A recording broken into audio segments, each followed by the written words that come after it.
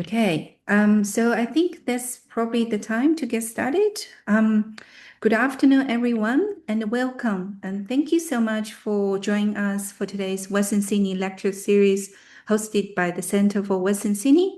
I would like to begin by acknowledge the traditional owners of the land from which I'm hosting today's event, the Darug people, and please feel free to write down the country you are joining as well.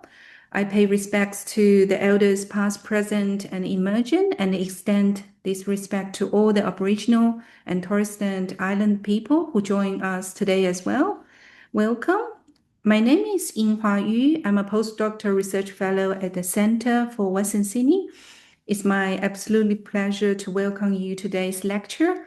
What we can do, what can a closed swap do? Climate justice and community care through reuse and repair. It's now absolutely pleasure to introduce our amazing speaker today, Dr. Jenna Condie. Dr. Jenna Condie is a senior lecturer in digital society at Western Sydney University. Is a transdisciplinary scholar practitioner whose work brings together care, community, and climate justice. Her research explores how communities organize care, redistribute resources, and build collective capacity through everyday digital material and place-based practice. Drawing on perspectives from human geography, feminist political economy, environmental communication, and critical technology studies, Jenna leads participatory research on community-led childcare, reuse, repair, and resource sharing. She also co-leads the Caring Futures strategic research collaboration in the School of Social Science and the Festival of Action, a student staff community coalition that organizes campus-based initiatives grounded in climate change. And in today's lecture, Jenna draws on this amazing work to explore how something as simple as clothes swaps can becomes a powerful form of community action by reducing waste, strengthening social connections, and creating more caring and sustainable futures. Please join me in welcome Dr. Jenna Condie. And while Jenna talks, please feel free to drop your questions via the chat. We will have a Q&A session after Jenna's talk. And while Jenna's talk, I kind ask all of you mute your microphone. Thank you so much. And now welcome Dr. Jenna Condie. Thank you so much. I'm just going to put my timer on because I've got like 30 minutes, huh? So I'm just, yeah, I can talk for a long time about swaps, so I'll put my timer on. Thank you so much. It's great to be here talking about what can a closed swap do. I would also like to acknowledge that I'm joining today from unceded Darug and Gundungurra lands and pay my respects to the traditional owners of these lands, acknowledging that their sovereignty was never ceded and this always was and always will be Aboriginal land. And yeah, climate justice and the work that we're doing must prioritise First Nations justice, knowledges and guidance as we grapple with the world as it is and try and resist some of these harmful systems that we need to change, and we need to do that now. I'd also like to acknowledge that the work that I'm presenting here today is deeply collaborative and relational. And I'm working with so many amazing people and many of them are in the room now. So yeah, I'd love to see them chipping in on the chat with various experiences and anecdotes and extras that maybe I'm forgetting. You can please use the chat to share links as well to anything that you're doing and working on, any upcoming swaps, things like that. And yes, so I love this question, what can a closed swap do? As somebody I am a researcher, but this work is very much starting in community and community organising, and it's the research connection to community that's really important for me. I love this question, what can a clothes swap do? Because it's really about the action and the practices of doing and what's becoming through that process. And lots of people are doing really amazing work with clothes swaps, and it's about acknowledging that and making that visible and showing the impact around what's actually happening and what's actually been made possible through clothes swaps. But another question that I might draw a little bit around is like, what can a clothes swap not do? So I don't want to glorify all this unpaid labor that a lot of people are doing, and just recognize the limits, but also maybe what maybe we can do more of with more resource and stronger frameworks um, around this work. So yeah, that's where I'm going to go to. I thought it would be really good actually. Let's see if my slide will change. Yeah, to start with a story, an origin story, I guess. And I'll just take you back to spring 2021, COVID era, just after the Black Summer bushfires. And a few of us parents were gathering on unceded Darug and Gundungurra lands in the Blue Mountains, to come together and figure out what we can do with our climate grief. Becoming a parent really makes some of these concerns really visible. It's what's driving many of us to be working together. And we gathered in the park in Hazelbrook to make a plan about how do we do parent-led climate action in our community, organising through the national organisation Parents for Climate that has 26 local groups. And Blue Mountains, we were trying to activate the Blue Mountains local group. And so we were sat in the park, we organised a meet up, and yeah, 5 or 6 people came. They were people that we knew, people that were already engaged in climate action. And we were talking together about, what kinds of activities might help people show up, connect and act together. So yeah, we very academically, we had a whiteboard and some post-its to think some of that work through. And we were sat in the park trying to do that together. And well, this is our board. And yeah, like we were coming up with lots of different ideas, and swap isn't on there. It took us another year to organize our first swap, kids clothes and toy swap. Um, but the theory of the swap was there from really early on. We realized that we needed to be doing something that's family friendly and child centered, something where we can come together as families, as an intergenerational community. And also, yeah, the caring elements of what we were trying to do were there. We were recognizing that there's a lot of feelings embedded in talking about climate and what to do about climate crisis. We also knew we wanted to do fun things, so we've got like play groups on there and things like that, really practical things like food pantries and growing and sharing food were ideas that were on there. And we also knew that we wanted to grow our political influence as well and be, there's a connection there between that sort of practical everyday activities and growing that political influence as well. So this is what we had on our board.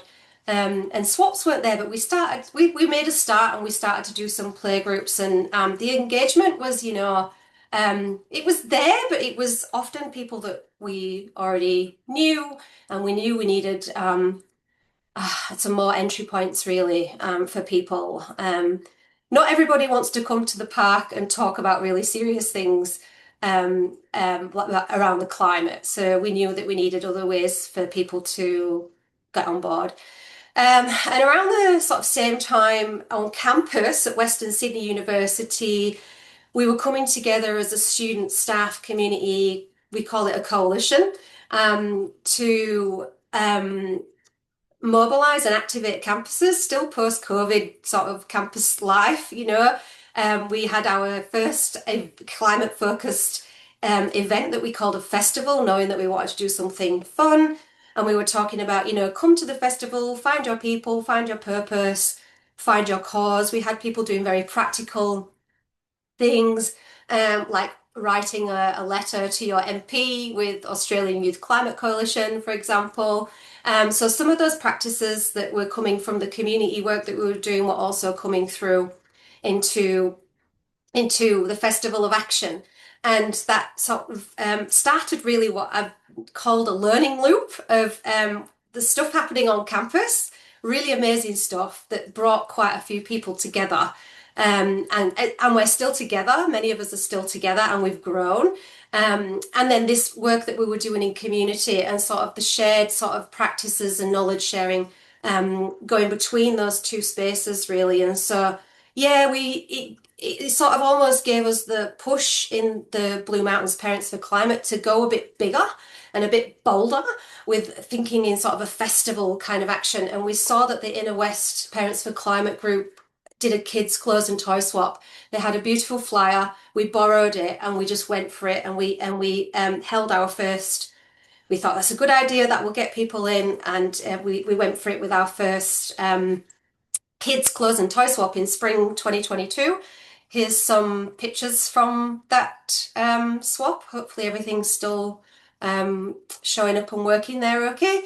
And it was so well attended. We went from having 5 people at the park meetups to 50 families coming together to participate in a kids' clothes and toy swap. And so what that means is bring in things that your children have grown out of or no longer play with, potting them into the mix, and you can get things that that you want and need for your family. So it's this free non-monetary exchange of kids' clothes and toys.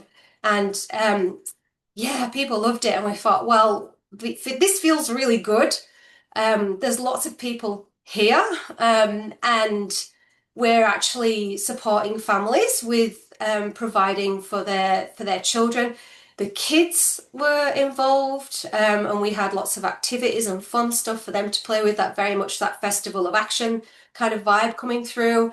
And yeah, so we did it. And as we keep moving and thinking about this, we're seeing it very much as it's a community building mechanism.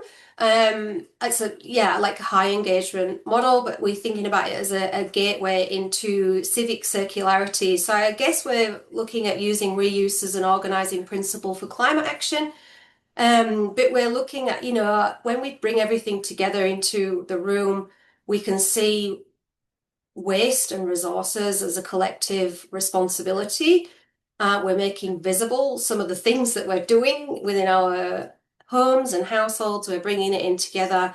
And we're looking at, what does it mean to be collectively organized around this practice, and how we might orient it towards more shared stewardship and care of materials, people, our communities, and the environment. So the concept of civic circularity that Abby Melik-Lopez and Alison Gill, who are involved with the swap work, have talked about in their paper around commoning repair. So we're really sort of thinking about this as a gateway into a different way of being, a different subjectivity, a different practice with community. And since spring 2022, we just keep consistently showing up with our swap.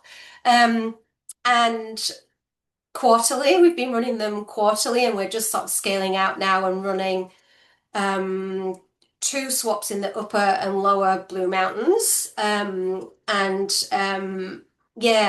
We can look at across we didn't start recording the swaps for a while. The first time we sort of we realized we needed to be generating evidence around this. We knew what we were doing we could feel it was good, but we needed some tangible evidence. So we started to document the swaps a little bit more strategically, and with research head on. We've bought a weighing scale. You can pop your child on it, and you can also weigh the clothes coming in as well. And we started to do that in December 2024, and across the 8 documented swaps so far, we've had 623 family attendances. So they might be, a lot of those people are repeat people. They come to every swap and they are in the flow of the swap. They are using the swap as a key way to keep their families resourced with kids' clothes and toys. Importantly, this gateway idea of this is a gateway into everyday climate action. We have climate action as something very visible at this swap. We've recorded 173 first timers, so people coming to the swap for the first time. I love like just bringing all these numbers together because in total we've been rehoming over 3 tons of kids' clothes and toys, and it's an average of 378 kilos of kids' clothes and toys per swap. And we're communicating that back to the people that participate in our swap. We're realizing that we need to do a lot more, and we can do a lot more and use the swap as space to learn about and see, see the stuff that we're all living with and consuming. And yes, we've started to communicate the leftovers at the end of the swap. So everybody brings everything in, and then we're communicating how much is left over, and someone's got to deal with that. And we're a community-led initiative, so we need volunteers. So we're communicating how many volunteers are involved at each swap now. So you can see there on the little infographic, the number of volunteers are there. We just got this little bit of a breakdown to try and communicate some of the swap's metrics, if you like. So we were really, really keen to do that, and we've been doing that for quite some time. And then things have really sort of pushed along by us starting to do Festival of Action campus clothes and resources swap since 2025. We had our first swap on campus at Parramatta South as our Festival of Action event. So moving that sort of Festival of Action stalls based approach into a clothes and resources swap on campus. And we've done 2 now. We've got our next one coming up in October. And there's just a few numbers there really to show this is a high engagement model, like people will come to a swap, and we have an open model of even if you've got nothing to swap, you can come. We set up a strong baseline, so there's lots of things so people can find something that they want to take home. That's really important, especially on campus, because a lot of people would just fall across the swap and can come in. We want people to come in. We want people to come into this space. It's a really, for many, unfamiliar thing. Like you can just get free stuff. You're like, what is this? Most people are used to paying for things, and so this is an opportunity for people to come in and learn. And it's a campus initiative that we're really, really pushing. In 2026, this year, we collaborated with City of Parramatta, and Clothing Exchange came with Parramatta and we've been running the swap on campus together.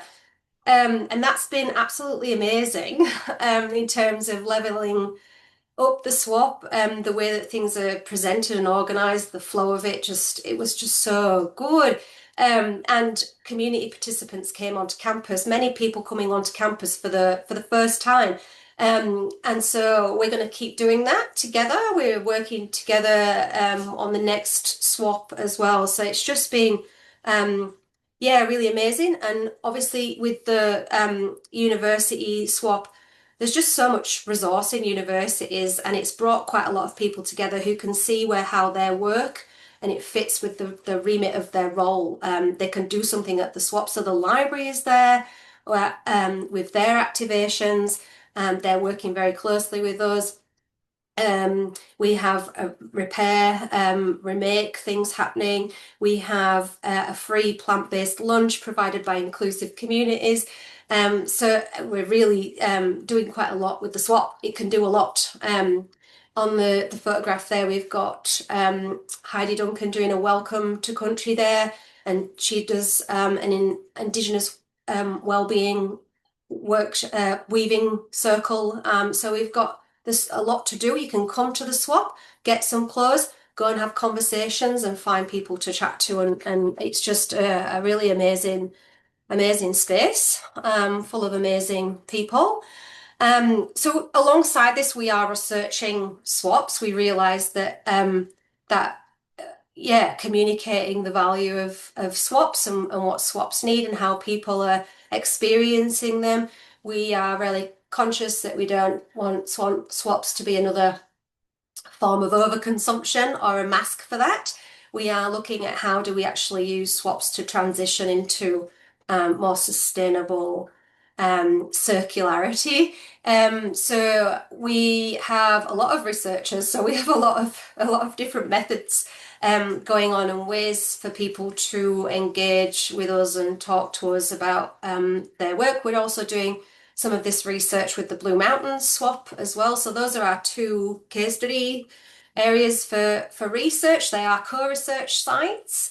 Yeah, this is participatory action research. So we want the research to be going directly into the action and the action to be feeding into that research. So some of the methods are really, we're using research infrastructure, I guess, to be hosting strategy workshops and coming up with, finding capacity to then, more capacity basically to think about action plans for the swap.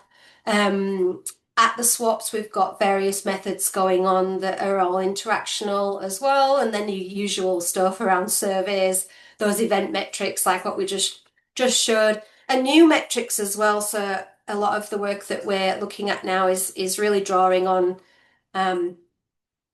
Stephen Healy's work, who's part of the SWAT collective, around reuse value and acknowledging that reuse is more than material goods. It's embodied in relational value, and a lot of community-led initiatives have expertise and innovate and are innovating in this space.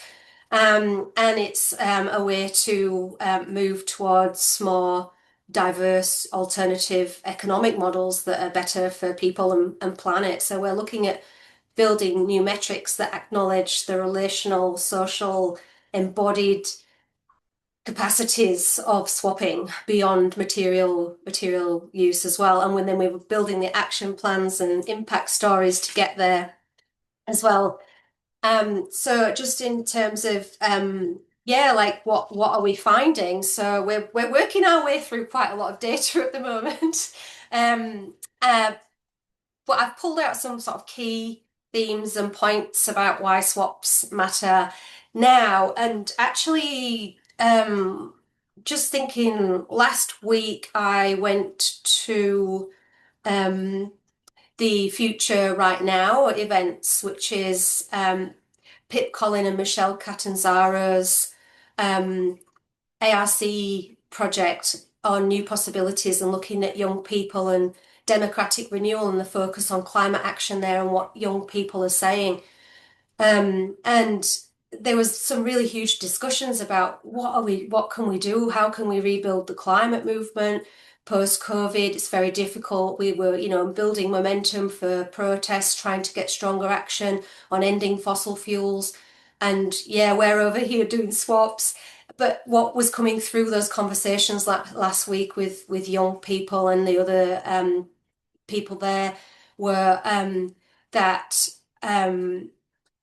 being able to do something to bring people together to sustain us long enough to realize the change that we need is really important. And also we need to be organizing in ways that prepare us to deal with the consequences of natural of different climate related weather events, disaster responses, thinking about climate adaptation and mitigation as well. So we were having really serious conversations, and then we've got something like a swap.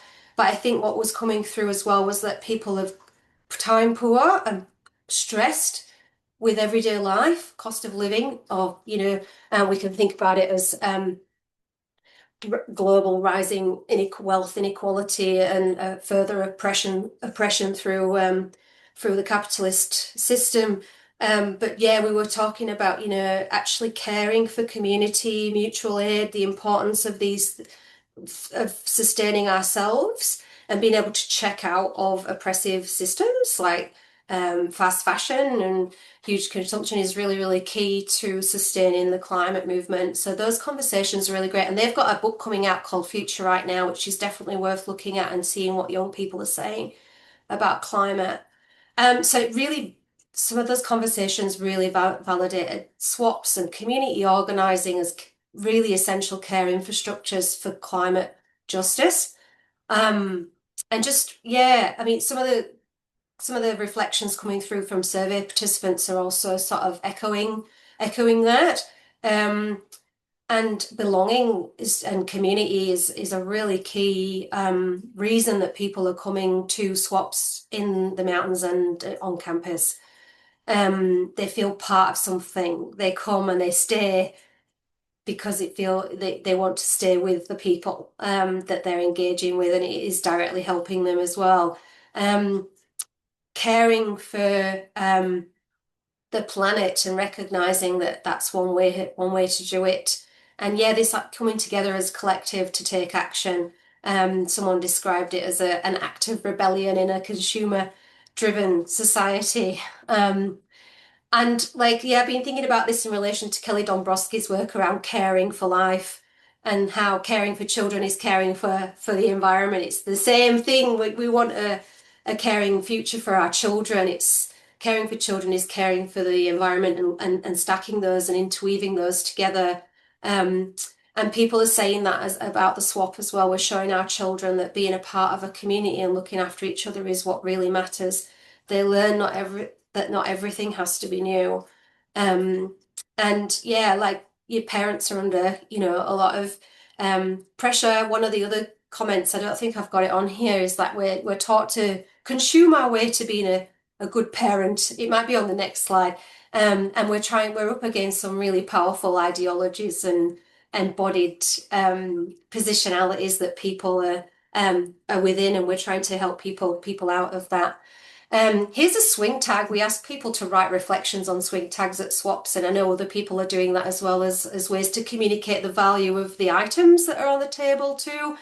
But people loving clothes swaps, coming together to reach a wide range of community and create a cleaner future for our children. So people are seeing the connections, because that's something when we think about what can a clothes swap do, we're often thinking, oh, is this making a difference? Is this enough? Um, could we be doing something else? In 10 years' time, will I wish that I was doing something different to clothes swaps?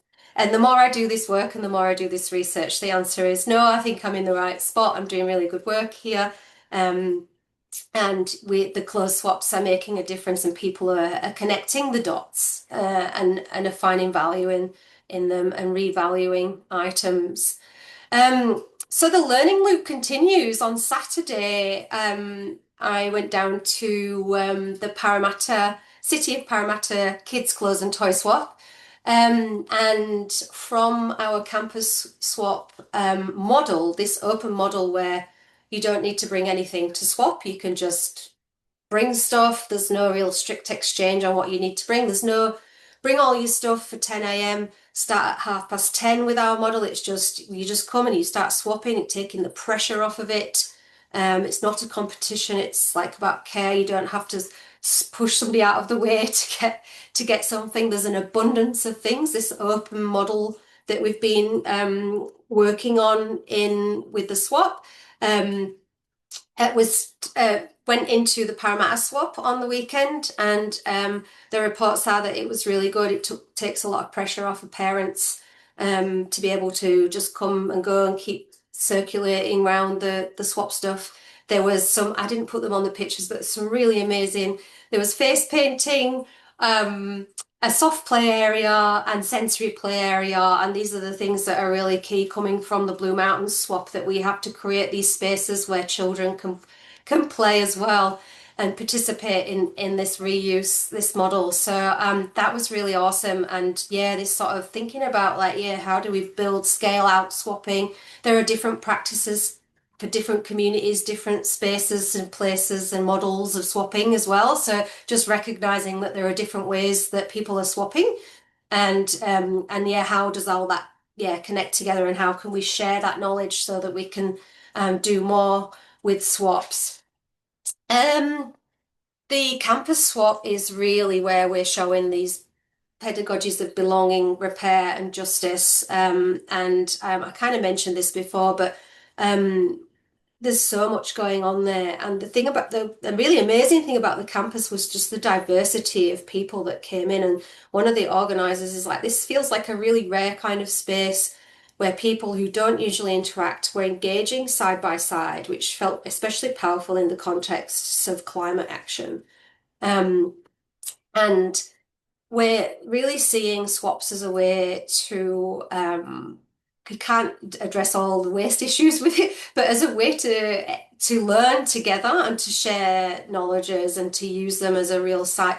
Um, we have people coming in, they have a light bulb moment of pretty much like this survey participant here about it just makes me realize how much we overconsume, and you can just see it all on the tables. And so we're thinking about collectively what do we all do with that. Um, so yes, what can't swaps do? I think one of the things, I love swaps obviously, so I'm very sort of aware that I want to sort of reflect on some of the limitations, but swaps can't keep running on empty. We need more funding and resources. They take a lot to organize and to keep on organizing as well. It's a lot of work. The swap is very sort of visible, but it doesn't start and end with that 2 hour slot. There's a lot of work going into getting ready for the swap, and there's a lot of work on the other side of it, managing the leftovers and holding the space of the swap and holding the team together throughout between swaps as well. So the other thing that yeah, I mean it's pretty yeah, it's pretty obvious that we're not going to be able to solve overproduction and overconsumption. I've referred to Nina Gabor's work here around we needing systems change in the textile industry. A lot of the stuff that we get into swaps is, it can be really poor quality or irreparable toys. And we're finding things to do with that, but it's a lot of work that could be stopped at the source. So we're thinking about things like that and how we might be advocating there, especially through the research. Um, One of the things that swaps can't do, especially when they're events based rather than like an ongoing service kind of space, is meet all needs. We're finding with our kids' clothes and toy swap that even the core parents that are coming, when we're not really getting clothing beyond sort of 7 years of age, so it's like below 7, and then yeah, we're not sure how to engage that other space of where children are coming into their own, with potentially where they could be organising their own swaps, being very much community led. And yeah, some things you just need to buy. You've got struggling to find things and you need to buy them. So yeah, we're aware of that. It meets a lot of need, but not all of it, especially with bigger items. That we struggle to deal with the hard to rehome leftover items. I've just popped this picture there of the pram as a reminder. Someone took the pram and left the bassinet, and what do you do with a pram bassinet? And that's what we ended up with too. And I was just like, what am I going to do with two black pram bassinets? And yeah, just stuck with them. We've got limited resources to move them on. So yeah, just really aware of like, it takes a lot of unpaid and it's very gendered care labour.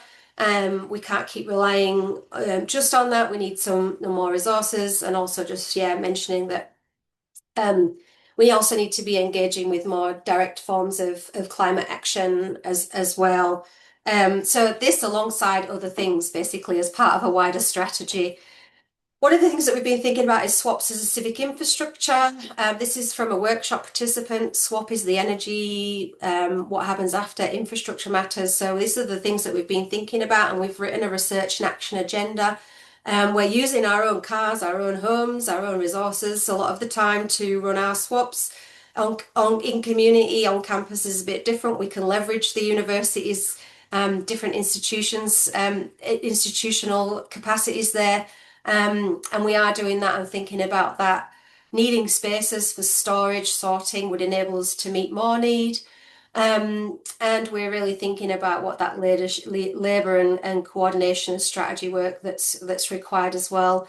Yeah, just really thinking in terms of civic infrastructure, it's about sort of creating a conceptual and methodological framework for how communities can sustain everything to realize just climate transitions. And Chantal Carr is calling us to attend to the work of repair and care in the climate crisis as well through some of her work that she's been looking at. And just, yeah, this orientating research action towards policy impact and Stephen's work around reuse, the value of reuse going beyond waste metrics into that relational care. We need to recognize that community efforts and organizing efforts are really important in this space on various levels in terms of mutual aid and meeting people's needs and welfare, and also in terms of climate action as well. Here's, I don't know if I can share a link to this as well. Here's the research and action agenda that we recently published earlier this year, which draws on um, lots of different people's knowledges. The two case studies are in there, the Blue Mountain Swap and the Campus Swap. And this really sets out some of the things that we're trying to think about as like, how do we scale out swaps in a sustainable way that doesn't burn everybody out, that enables people to build livelihoods and create new forms of economic practice within there around this exchange model. So you can scan that and download it. I've also got a link, the reference at the end, and this is where we're sort of keeping our focus at the moment in terms of what are we doing next to support our swap action and research. And yeah, this is where we're at the moment. I just wanted to say thank you to everybody that's been involved in the swaps and the swap organizing. Usually the people doing the swap organizing and they're part of the research as well. So very much action practitioners. It takes a lot of people to do this work, and there's just a few pictures of everybody that's involved in various different ways. But I think it also shows how the possibilities of swaps for bringing lots of different people together and to keep showing up together. I have upcoming swaps. We've got some upcoming swaps, so if you've never been to one before, you can get to one of these ones. Or yeah, like for sharing them. Toy swap. There is a swap month in September coming up, so there'll be quite a few swaps happening. So it's worth giving Jackie Lowe a follow. I think I saw Jackie come in, but Jackie might be able to share a link. And the Clothing Exchange are doing lots of swap events across, especially across the Sydney region and in Melbourne as well. And we have our next clothes swap on the 1st of October in Parramatta campus, which is in the school holidays as a way to try and engage community. And then we've got the 2 mountain swaps there as well, which we've just promoted. There we go, I'm at the end. Yeah, what can a closed swap do? A lot. It could do more with more resource, and there are limits on it, and we can be doing lots of other things around it and with it in pursuit of social and climate justice.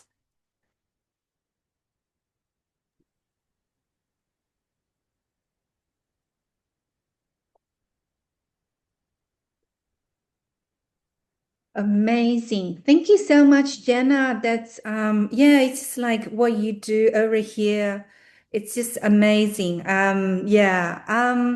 And you can see like we have so many love heart coming from to your way. I can't see. I was gonna because I've just got one screen, so I've just seen my screen and a few faces. I'll get the chat to pop up. I'll try. There we go. Yeah. There we are. I can see the chat. Yeah, I do have a link to the report that I can put into here. Yeah. And later we can share that with all the attendees as well via email. Yeah. Yes. Oh, Joelle has found it. Thank you. Thank you for sharing that. Yeah, the research and action agenda had so many different people contribute to it. And so it's really good to have that as yeah, just as a guide really. But the other thing that we're developing at the moment with the library student partnership team is a toolkit. We're having a go at a toolkit to support people to have a go at running a swap and share some of this knowledge around how to organise them. So that's coming as well. I'm happy to share slides. Yep. I've got a link to those. They're actually I can create you a link. The recording will go on YouTube as well. Thanks, Bianca. Okay, yeah, amazing. So we have a few questions via the chat.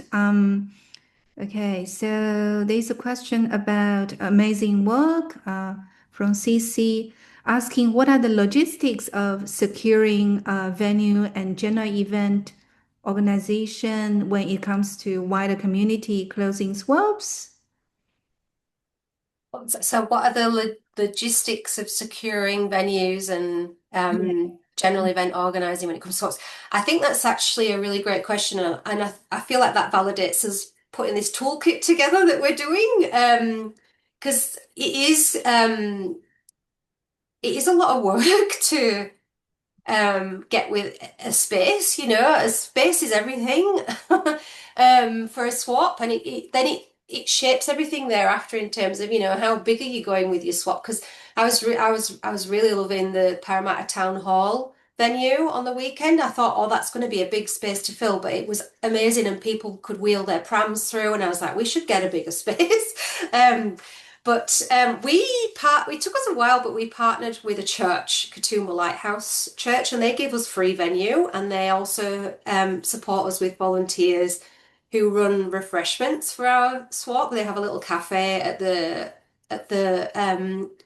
at the church, and that then is like quid pro quo. They keep the funds from the refreshments that they sell, and then we get the free venue. We pay a cleaning fee. You do need some money. You need some. We have a small amount of council funding, and then we get.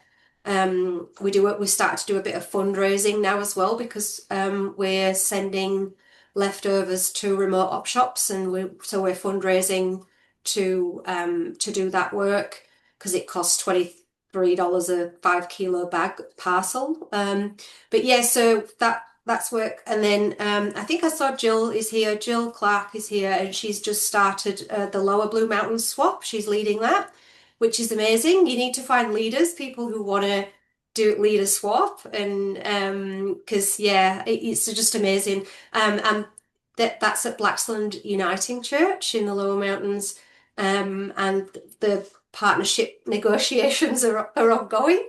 Volunteers are very much coming from the local communities that we're involved in. Many of us are really active community organisers. So we have lots of people that we go, hey, we need extra pairs of hands. So a lot of it is finding people. It is really hard. And I had an email from somebody saying, how do you find volunteers over the weekend? And I was like, it's tricky. It takes a lot of energy. The thing with swaps is that many of the volunteers are actually resourcing their families from the swap. So there's that sort of, we always say you can take things if you're volunteering at our swap and you see something you want, you take it. That's, really important that volunteers feel like they can do that. And yeah, trying to hold that space and hold people together is a lot.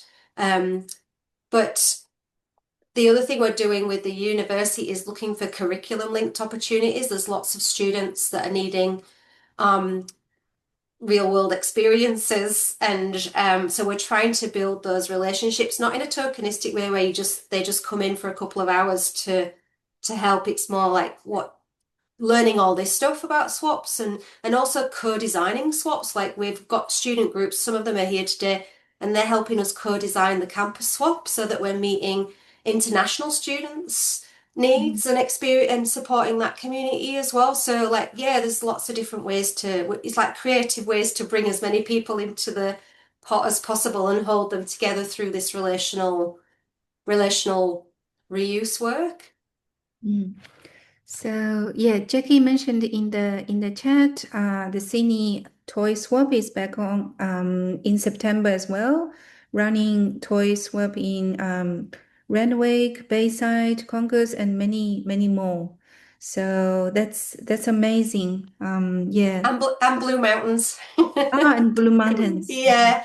That initiative is really good too. And from that last year, Jackie, I went to a few other swaps, in different places. So it's really good to sort of experience different swaps as well. So if people are interested, you can go to different swaps that are participating as part of the toy swap in September.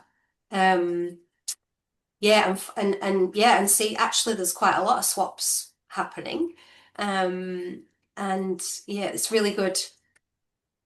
Earlier, I think there's another question about the items you swap and whether food is included and how does that work if it's non-perishable items over there.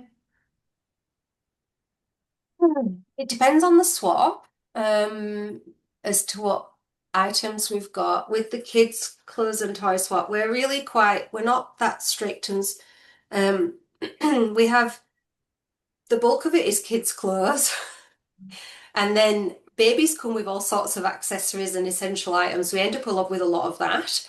And that's sometimes quite difficult to move on. So a lot of what we're doing is this bit of an iterative sort of practice around if somebody brings a playpen, can they take it away with them if no one takes it? I saw somebody bring quite a big children's bike to the Parramatta swap on campus. I was like, Parramatta City Cap swap on Saturday, and I'm like, someone needs to take that because otherwise the volunteers are left with quite a big item, and we don't have like big vans or utes and things to put all this stuff in.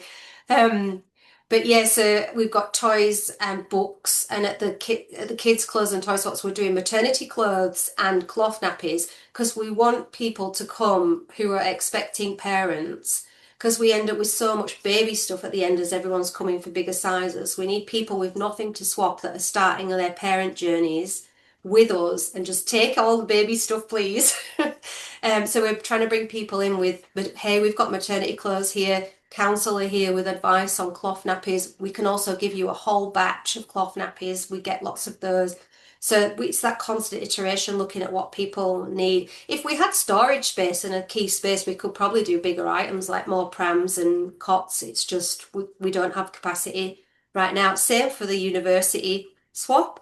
That ends up with quite a few different things in it. That's where the food came on, but it was yeah, we have Daniel is here. Daniel Jantos from Inclusive Communities does a free plant-based lunch, and we bring people into the swap through, hey, this food always works. There's free food here, and get some stuff. Oh, and learn about climate action while you're here. And join this activity with the library, that kind of thing. So creating this I keep talking about third spaces actually, but the pantry on campus, which is a dedicated food pantry for students, turned up with food as part of our swap at the end of their pantry, and it went down so well. And they were grown like capsicums grown on one of the other campuses as part of the food tech initiative. So there's lots of potential with the university to use swaps as a really key sustainability and climate action initiative. And all that food went, and it was really good. We also had plants at the last swap, which we made up ourselves, and they went down really well. People were like, "Oh, I love this getting a plant." It's just feeling at home. If you're a new student just arrived in Australia, here's a plant and a cushion for your bed. It's just really nice. So yeah, it just really depends on what's happening and what swap and what you feel like you could deal with. Mm. Yeah, amazing. And there are also comments where the chat, there are videos of the 2025 student clothes and resource swap over there. If you're interested, you can check that out. And Jill also mentioned about the Whoosh service working together with other organizations as well. Um, Jackie mentioned about the large items. So I just personally I have a question, like because all those kind of swaps happens in person, do you bring this online as well? Like, for all those leftovers, whether there is any space to put it online for other people who actually, need them as well? That's a question coming from me. Yeah, we do use Facebook. Facebook is a key platform for getting people to the swap as well. Mm. We know that people come through word of mouth and Facebook for the Blue Mountains swap. So having a Facebook event and building that community there is really key. And we use it to build the mail list as well. So we're thinking we're getting people onto the mail list. We're making visible Parents for Climate as well. We put a little tag on. We were trying to do this where if we put something on Pay It Forward afterwards, like a Pay It Forward group, this came from the Kids Clothes and Toy Swap. Mm. You can come to the next one. So we use it as an opportunity to say, hey, this stuff came from here. Um, we do a lot of that.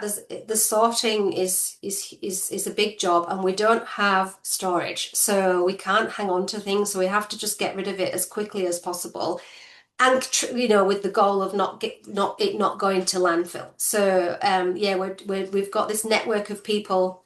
We have people who are not actually at the swap volunteering. They volunteered to handle the redistribution work. Different people do some of the pre stuff to the actual swap, to the post stuff with the Blue Mountain swap, and that's a way to distribute the labor. Um, and it's just a relief to have somebody else go, I'll take the leftovers and sort them. I'm like, oh my gosh, that's great. After you've just done a really big swap and your feet are sore and your back hurts, and you're like, okay, I don't want all this stuff at my house. Yeah. But yes, so that component is really key. I think there's loads of ideas of what people want to do. Like one of the things that came out of one of the workshops recently is having a wish list. Mm. So people can say beforehand, hey, I need this. Can you help me? Has anyone got it? And we could try that. So there's lots of things to try and to do, but it needs somebody to do it. So it needs that organizational governance, community organizing work around who's going to do that, who's going to take on the fundraising, who's going to take on the community engagement, who wants to reach out to all the schools. It's all work to do. So yeah, just a lot of it is yeah, if you were starting a swap, just start with the minimum and see what's going. A lot of it depends on the individual people that come in and their capacities to do some work. Um, And yes, and we are moving towards working with council in the Blue Mountains to get space mhm. and working towards getting space on campus for a circular hub with Western Sydney Uni. So that will make all the difference, I feel. Like that will really shift things. So that'll be really good. Yeah, amazing. And so earlier you talk about the kids and the uni students as well. So there's a question while the chat talking about kids in primary school and high school aged students as well, how that can be part of the conversation as well. I think, Hmm. yeah, so maybe there might be some space or opportunity working with schools as well. Yeah, we've identified schools through the workshops as a key infrastructure, Yeah. community infrastructure.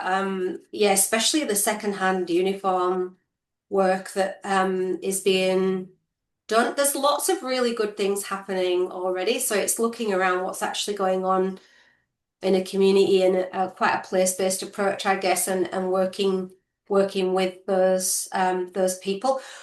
We did try and do a team clothes swap once, and it didn't work. To the extent that a few people showed up. It really would be great to come from that community, the teens running their own clothes swap.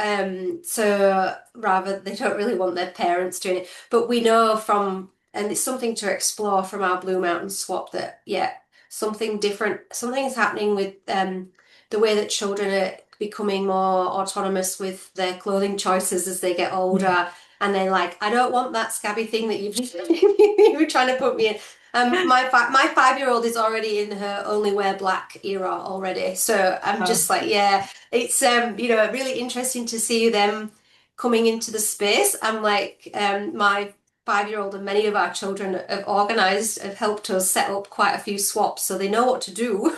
Yes. So it'd be interesting to see if they get there, and just chatting to local schools is really really key, and linking it to curriculum. Mm. Like linking this into curriculum is a really key opportunity, I feel. Yeah. Okay. That's amazing. So we have Ashley from Paris City Council saying is looking at developing a school swap resource package and event kit, and would love to connect it with anyone that has experience in this space for advice and insights. So that's very great to see there are like interest over there from council as well.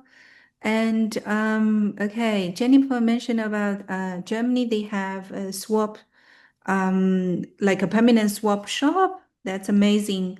So if we can have, Jackie mentioned if we can have a permanent toy swap hub in, yeah, oh, in North Yeah, Sydney. you have one. Yeah, Joy of Giving has one. Yeah.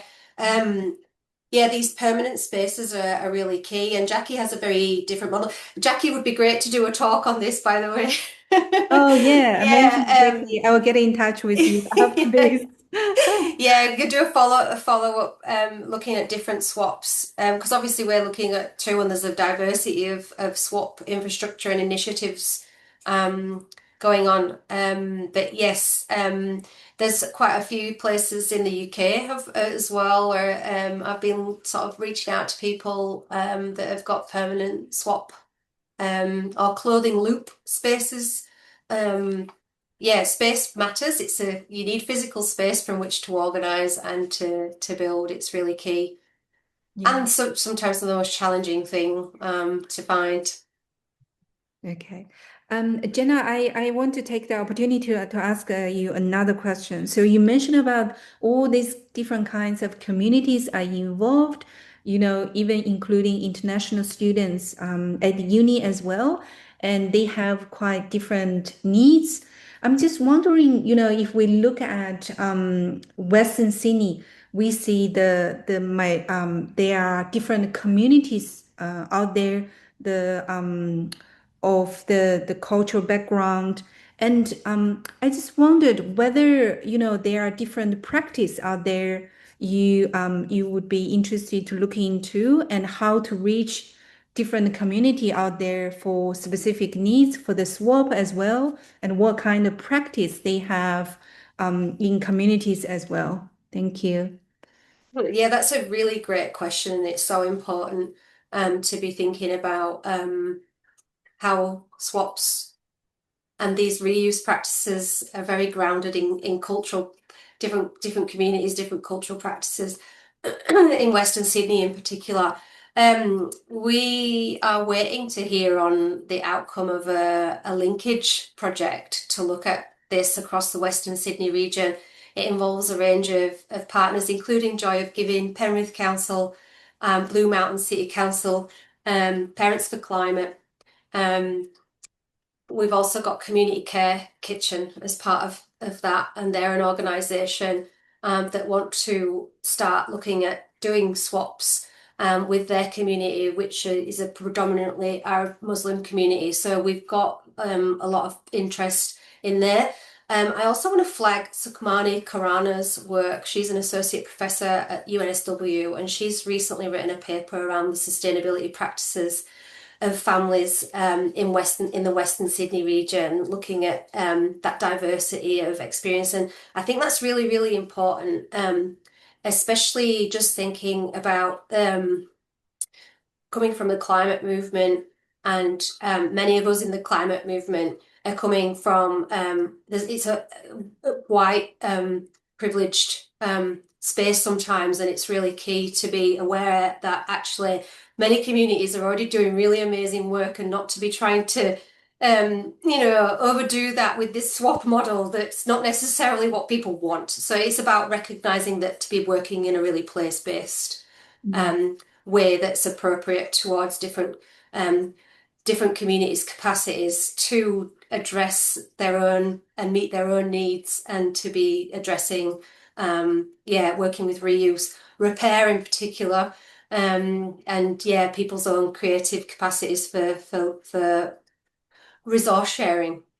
Oh, thank you so much, Jenna. So it's perfect timing, and thank you so much for giving such a amazing talk, and also thanks all the participants, engaging and um, chats over here, the discussions as well. And also, I would like to thank my colleague Joe and Zena work behind the scene as well. Please stay tuned for our next lecture series. It's going to happen in August. So thank you. I will be sharing the recording and the report with you via email.